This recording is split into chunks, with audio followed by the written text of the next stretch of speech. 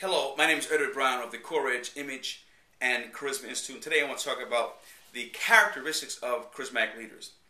Often in my past conversations I've talked about the charismatic leader being bigger than life, having an audacious personality, being bombastic, being animated, all those particulars. But there are other components of the personality and of their mechanisms I think you can learn from to move your organization towards productivity and profitability as a budding charismatic leader. One of the things they do or have as an imaginary component in their minds is the epic hero phenomenon. They have a need to be bigger than life, a need to tie themselves to something that happened historically that resonates with them. It's said that Alexander the Great read the Iliad by Homer, and the epic hero in the Iliad, he saw in himself and was inspired by the character such that he thought his life was a unfolding of the Iliad or something of that magnitude as an epic hero. And when you see yourself from that vantage point, everything you do is a concerted effort to bring in that picture in your mind to manifestation. When you look at your life, it's important to note, how do you see yourself tying historically to things in the past or great contributions in the past? How do you see yourself bringing that to fruition now? So the thing that you can learn from the epic hero of the charismatic personality is that you must tie yourself to something bigger than yourself based on what has happened in the past and therefore grow from there. Secondly, they have a keen sight of critical analysis, the critical analysis of being a voracious reader and using the templates in history as a line and a lineage to where they want to go. The critical analysis comes through the reading, the imagery.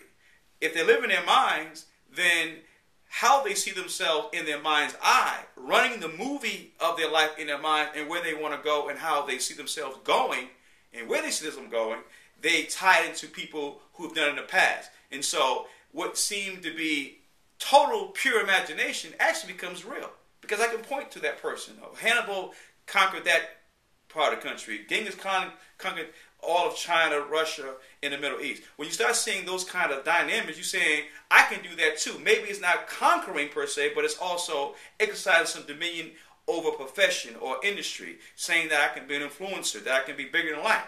So by connecting history and real data and real research to the concept of your vision of yourself, you begin drawing the possibilities and finding the gaps that you can throw yourself into.